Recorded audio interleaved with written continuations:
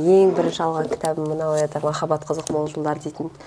2021 жылы ма Экспода кітап көрмесі ашылды. Соған бізді мектепте кім барады деп мектеп автобусымен бірге барған болатынбыз. Сол кезде мен қасымда кітап оқитын жолдас қызым бар. Екеуміз бардық та, ана қыз кітап алып атты да. Мен қалтамда ақша жоқ еді. Мен ол жерде кітап сатуға болатын білмедім. Жай бәрі барған соң мен артына еріп бара салған ғой. Сөйтіп ана қыз кітап алып жатқанын көріп, мен де қызықтым. Әкеме қоңырау шалдым. Әке, мына жерде кітап сатып жатыр екен. Мынандай кітаптар бар екен. Қандай қызық, қайсыны оқығансыз деп. Нұршайықовтың кітаптары бар ма деді. Бар дедім. Ақиқат пен аңыз бен «Махаббат қызық мол жылдар» деген кітаптар тұрды деді. «Махаббат қызық мол жылдарды алып оқып көр» деді. Алдым, үйге әкелдім. Әке, күшті, мықты таңдау. Аштым да бірінші 20 бетіне шейін оқып, мен шынымды айтайын, жалықтырып жіберді. Ана кітапқа енді ену қиын ғой, бірінші 50 бет қиналасың. Басында жаңағы Ерболдың аудиториясын іздеп, анау Бертсыйының тақылдағаны аттың тұяғындай деп бүкіл написать етіп жатты да, жаңағыдай сипаттап жатқанда мен ұйқым кеп бастады. Сосын әке айтты, бекер оқып таста деді. Сөйтіп 2 күнде ма, 3 күнде ма оқып бітірдім де, көзім жарқырап, жайнап кетті. Одан кейін әкеме айттым, тағы кітап алып бер дедім. Болды қызым деді. Қандай тұсы ұнады осы кітаптың? «Махаббат қызық мол жылдар»? «Махаббат қызық мол жылдардың» мынау Ербол енді келіп, жаңағы бүкіл аудиторияның ішінде тек қана қыздар отырады. Өзі келіп, әскерден келген ғой, соғыстан келген. Бірінші ол кезде әлі ебедейсізбін деп өзін сипаттайды ғой енді. 4 жыл соғыста болғанда қолда қалам жазуды ұмытып кеткен. Отырып, жаңағы сия құйылған құтыны меңтайдың үстіне құйып жүрген кезде, ана жерде енді ыңғайсыз ғой, анау Ербол емес, ана жерде мей алып кеттім бар.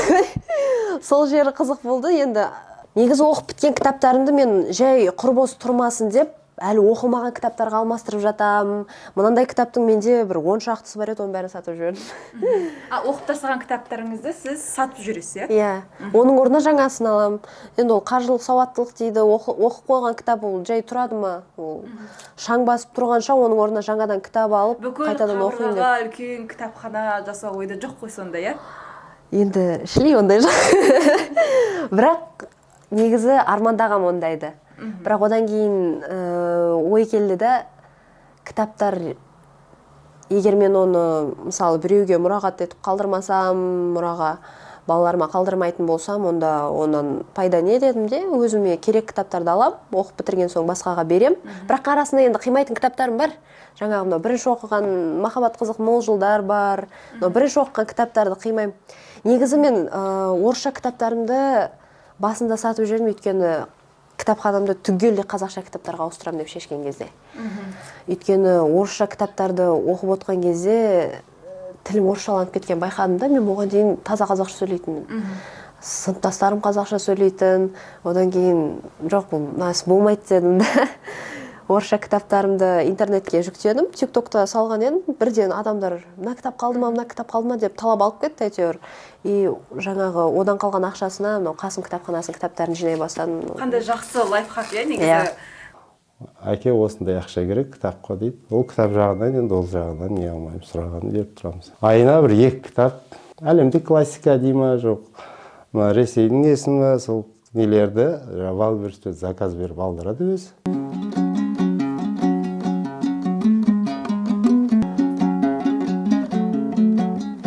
Мынау «Қарғызы» деген шығармасы осы жазда оқып бітірдім. Бұл шығарманы негізі мен соңына дейін оқығым келген жоқ. Аннотациясы қызықтырған жоқ та, бірақ бірінші 2-3 бетін оқып біткенем бірден андай әзіл қосып жіберген Оралхан Бөкей. Енді өзінің сөйлеу мәнері, жазу мәнері басқаша екенде, менің оқып жүрген авторларыма ұқсамайды. Тілі жеңіл. Онымен қоса оқып отқанда тек тәрбие беріп қана қоймай, жаңағы адамды қызықтырып, күлдіртіп отырады дегендей. Мынаны белгілеп қойыпсыз, иә, әр жерін? Иә, менде ондай кітаптар көп. Мен мысалы былай қарасаңыздар, мен кітаптарға осындай бет белгілер қойған жақсы көрем. Иә, міне бар, мына жерде бар. Бұл өзімнің кітап оқығанда, маған осылай оқыған ыңғайлы, себебі мысалы бір кітаптың сюжетін есіме түсіргім келіп, кітапты қолыма алған кезде мына түстерге қарап, қай жерде қандай оқиға болған тез есіңе түсіріп алуға болады да. Мен енді мына көк түсті мұңаятын жерлерді, қызыл түспен бір романтикалық оқиғаларды солай белгілеп отырамын да. Мынау ұзындарды бөліп отырдың ба сен, әлде өздері сондай ма? Мына ұзындарды мен бөлдім, өйткені мына кітапқа өте көп не кетті, байқағаныңыздай жетпей қалған соң біреуін екіге бөліп отырдым енді.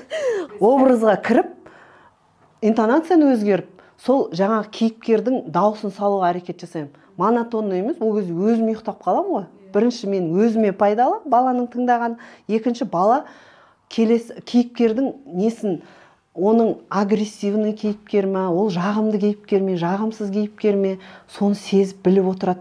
Екінші рет тағы соны айтып берші деп өзі сұрап келеді. Гүлсезімде қосқан жоқпыз. Одан кейінгі ұлда Рамазанды Алдар Көсе деген диск енді шығып, ол кезде DVD, сосын Алдар Көсені қосып қоятынбыз. Бір күні қарасақ, Рамазан таза қазақша сөйлей бастады. Таза кәдімгі әдеби тілде сөздік қорына сол әсер етті. Бұл екі бала мен үшінші баланың арасы 10 жас. Үшінші бала туылған кезде бізде карантиннің кезінде бала ютубты қарай бастады. Біз енді өзіміз қарай ғой деген сияқты арасында болды. Бір күні қарасақ, тілі шыға бастады, тілі ағылшынша шықты. Түстердің бәрін yellow, blue, white, қараның бәрін түстерін нете бастады да, сосын біз, міне әсері қалай дедік та. Сосын біз телефонды сразу тыя қойдық. Бала 2-де, 2,5-да ма? 2-де ғой дейме? Бірақ баланың іргетасы сол жерде қаланды. Сосын біз телефонды алып тастадық, көріп тұрсыздар, үйде теледидар жоқ. Сосын қайттан кітапқа келдік. Менде ондай ереже жоқ, мынаны оқыған жоқпын, мен жаңа кітап алуға қақым жоқ деген. Мен көзімді қуантып тұра берсін. Кеңес болсын, негізі ұнаған кітабым болса бірден алу қажет па? Мысалы, сөреңде тағы да қосымша жаңа 5 кітабым тұр. Енді ондай импульсивность дейді ғой орыстарда, ондайға көрсе қызарлық танытқан дұрыс емес, бірақ енді кітап болған соң әкем оны кешірімді деп айтады. Кешірімді деп айтады, иә? Өмірде пайдаланып жүрсің ба соны? Мысалы, қаншама кітап оқып жатырсың, өмірде қалай пайдаланасың? Өмірде осындай сұхбат алған кезде тіл байлығым, немесе кәдімгідей қазақ әдебиет сабағында да отырып, бір шығарманың үстінен бір ұқсас жер болып қалса, мен оны ана шығармадан көргем, соған ұқсайды екен, мына екі автордың тілі бір-біріне ұқсайды екен, көркемдеуіш құралдарды ұқсас қолданады екен секілді анализ жасауға менде мүмкіншілік бар да, кітап оқыған соң. Сонымен қоса, бұл жерде енді романға қызыққандықтан психология секілді бұл көзді шұқып тұрып былай дәлелдемемен айтпайды да. Әр адамның өзі қабылдаған соң, әр оқиғаның түйінін адам өзі жасайды ғой. Мысалы, осы Қарғызын оқығанның өзінде менің түйгенім жаңағыдай өзгерістерден қорықпау керек. Бұл минус 40 градус аязда да жаңағы 3 дос бірге барады да, өзінің бірінші жіберген міндетін істеп келеді, қайтарда өзіне жаңа нәрсе тауып келеді. Мысалы, біреу өзінің болашағын жаңағы отбасын қамтуда көреді, немесе жаңағы Нұржан, басты кейіпкер, өзінің махаббатын табады, сол секілді бір орында тұрып қалмау керек секілді әртүрлі кітаптың өзінің мән мағынасы болады. Сіздің жасыңыз нешеде және нешінші сыныпта оқисыз? Мен жасым 16-ға толдым осы жылы. 10-шы сынып оқушысымын. Үйдің үлкенісіз? Үйдің, тұңғышымын үйдің. Осы кітапты қаншалықты оқу маңызды қазір жастар үшін? Қазір енді технологияның дамып кеткен заманы, кітап өзінің өзектілігін жоғалтып жатыр ғой. Техникалық мамандықтарда оқитындар мысалы маған қажет емес деп жатады, соны бәрін қамтып айтса? Жоқ, дүниенің бәрі кітапта. Сен техника саласына кетсең де, өнер саласына кетсең де, математика саласына кетсе де, оқитын кітап табылады.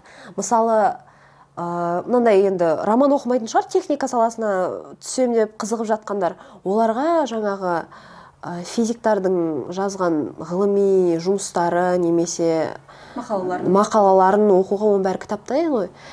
мысалы мен өзім биологияға қызыққандықтан мынау Ричард Докинстың «Самое грандиозное шоу на земле», «Расширенный фенотип», енді орысша кітаптар ғой. Және де «Өзімшіл ген» деген кітапты көрдім, бірақ мен оны меломаннан таппаған соң эгоистичныйге орысша нұсқасын алдым да. Бұл жерде жаңағы ғалым өзінің зерттеген әртүрлі салалардағы өзінің жаңағы мына жерде генетика бойынша айтылса, мына жерде мысалы біздің заманымызға дейінгі түрлер қалай дамыған, эволюция туралы айтылғанда, сонда мен мына кітаптарды оқымасам да биологияға қызығып тұрсам, мен мына 3 кітапты алып емін-еркін оқи бере аламын. Сол себепті кітап оқымаймын деген бұл менің ісім емес, менің салам басқа деген ол жай өтірік әңгіме.